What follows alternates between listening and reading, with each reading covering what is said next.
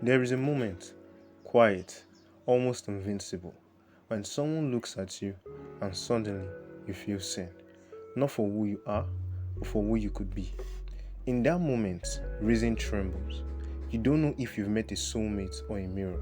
We all crave it, that intoxicating recognition, the person who makes us feel larger, softer, and more beautiful than life ever allowed. They don't just touch your skin, they touch the version of you that you thought had died. Robert Greene called them the ideal lover, and he wrote, each of us carries inside us an ideal. The ideal lover finds that ideal and feeds it until you can't tell the difference between fantasy and reality. They don't seduce your body, they seduce your imagination. Tonight, we are not just studying seduction, we are studying illusion and the art of making someone believe their dream is standing right in front of them. Now, what is an ideal lover? An ideal lover is not just a charming smile or a perfect face. They are not just a flirt who wins you over, nor a conqueror who takes what they want. The ideal lover is a mirror, but not the kind that reflects your surface. They reflect your essence. They show you the person you once dreamed of being, the version of yourself you buried when life became ordinary. As Robert Greene writes, each of us carries inside us an ideal, either what we long to become or what we wish another to be. The ideal lover doesn't create fantasy out of thin air. They revive the dream that was already sleeping inside you. An ideal lover studies the private map of desire. They learn, gently and patiently, which parts of a person's inner map were crossed out by life, which desires were labeled impossible and folded away. Then they become the answer, not by force, but by demonstration, by shaping moments so that the impossible looks inevitable. They work in detail. They are conscious of scent and costume and timing, because those small things stitch together a larger, believable story.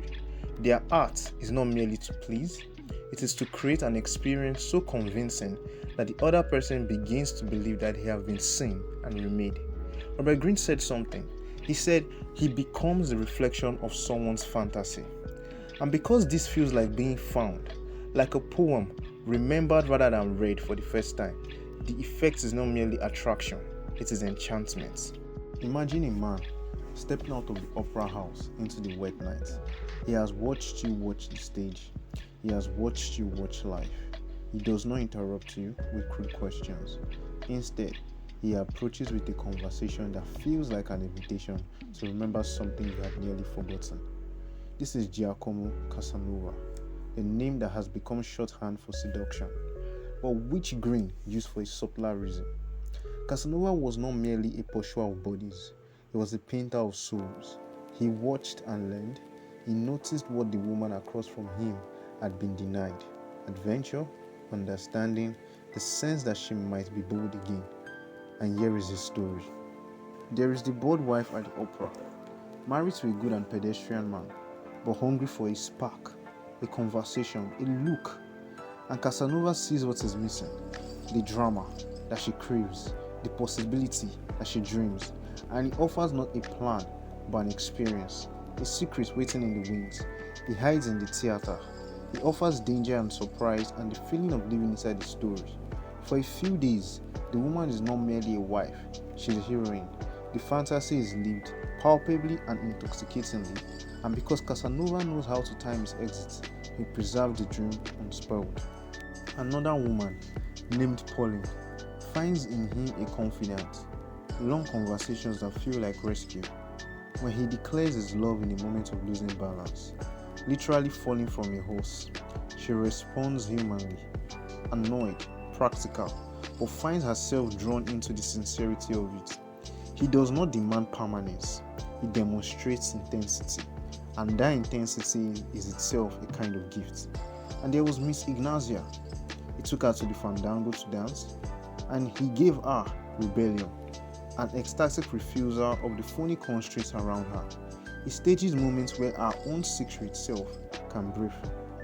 These are not tricks, they are techniques, artistic and precise, that make the woman feel central, seen, and extraordinary. Casanova turns life into theater and lets his lover be the star. It was as though Robert Greene wanted us to see this character as a genius who used empathy and turned it into a performance. He understood which fantasy to mirror, and he built an environment where the fantasy could be tasted. Another story used by Greene to explain the ideal lover character was Jeanne Poisson. This was a woman who was not born among velvet gowns and chandeliers. She came from the home of Paris. Her father was a notorious rake and her mother a courtesan. But at 9 years old, she came across a fortune teller who predicted that she would one day be a mistress to King Louis XV. Now, fortunately for the young girl, one of her mother's lovers was a man of great wealth who took a liking to the young girl and paid for her education. She learnt as though she was a boy. She was schooled in literature and history and learnt to sing, act, and ride with uncommon skill. And with all these characteristics, Jeanne grew to become a beautiful woman and had a charm and grace that set her apart early on. In 1741, she married a man of lower nobility and became Madame de Thiolès, and this put her in a position where she could realize a great ambition. She opened a literary salon, and all of the great writers and philosophers of the time frequented the salon, many because they were enamored of the hostess. One of these was Voltaire, who became a lifelong friend. But despite all this success, Jeanne never forgot the prediction of the fortune teller and believed one day she would win the king's heart. It happened that one of her husband's country estates bordered one of King Louis XV's favorite hunting ground. She would spy on him and find ways to cross his path while wearing an elegant yet fetching outfit, and soon the king started sending her gifts of game. When the official mistress died in 1744, all the court beauties vied to take her place, but the king spent more and more time with Madame de Thiolès. He was dazzled by her charm and beauty, and to the astonishment of the court, he made this woman the official mistress, giving her the title of the Marquise de Pompadour. The king's need for novelty was notorious. A mistress would interest him with her looks, but soon he would grow bored of her, and this was the line of thought of the courtiers, that the king would soon grow bored of his new mistress. But little did they know that Jeanne knew attention wasn't enough, thus explaining her as an ideal lover. A true ideal lover doesn't just catch the eye, they keep the soul restless. Each time the king saw her, she was different. One evening she appeared as a shepherdess in a soft white lace, the next as an actress reciting Molière, then as a pianist whose melodies lingered in the air long after she left the room. She gave him what every ruler starved for: surprise. Constancy in novelty, Robert Greene called it, the genius of always being new without ever being strange. And through that art, Jeanne Poisson became more than a mistress. She became Madame de Pompadour, the woman who ruled a king not through power but through presence. Greene records something extraordinary.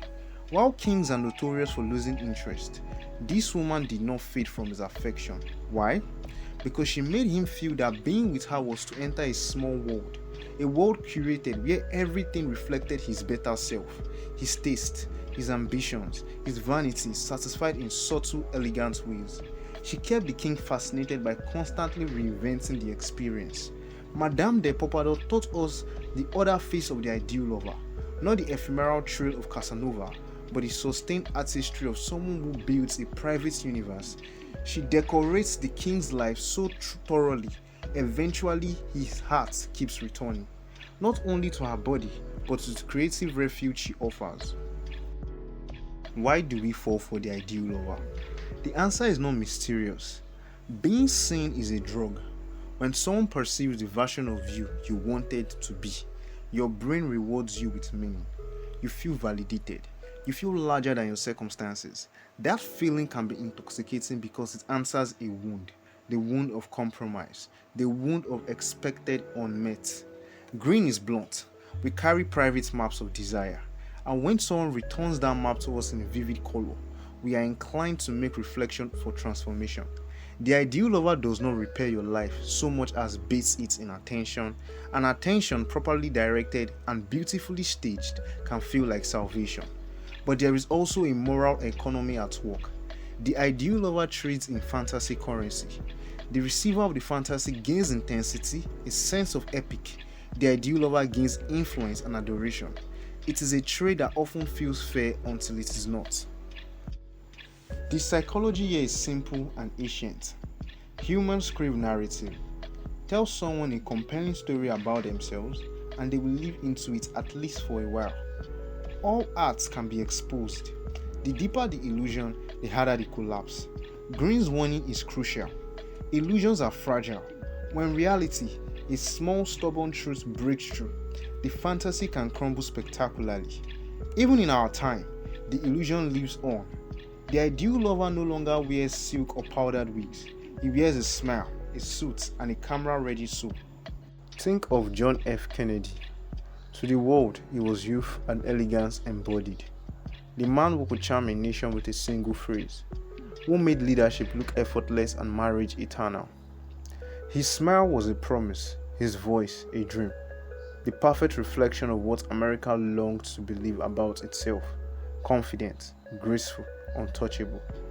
But every illusion, no matter how radiant, lives on borrowed time.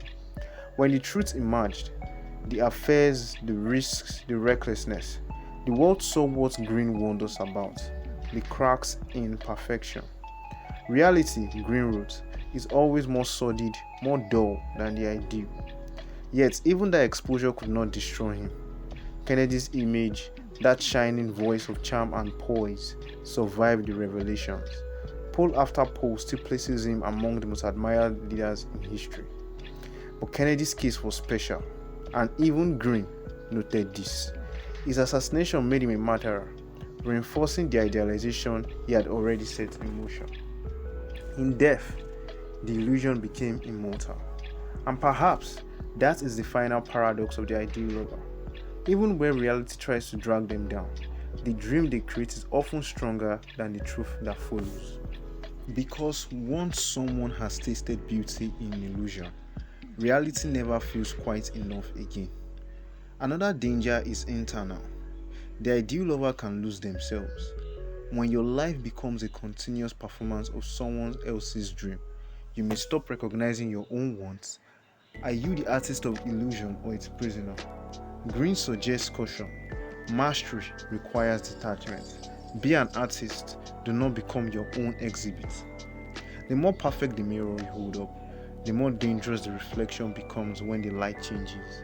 So what is left to say about the ideal lover? That to be seen is to be human. That to be made to feel like a possibility again is one of the most powerful gifts we can receive. But remember, gifts that look like salvation can be temporary. They are, at best, exquisite weather. If you listen closely to Greene's portrait, you will not be taught how to manipulate. You will be shown the anatomy of longing. You will see how empathy, imagination, sacrifice, and art can move another person towards their own joy. You will also learn that this power must be handled with care. If you choose to be an ideal lover, choose to be generous and honest. Give the gift of seeing, but do not make your life dependent on remaining an illusion. Teach them to see themselves without your mirror. Let your art be a doorway, not a prison. And make sure you never stay too attached. To love like an ideal is to be a creator of moments, breathtaking, fragile, and profoundly human.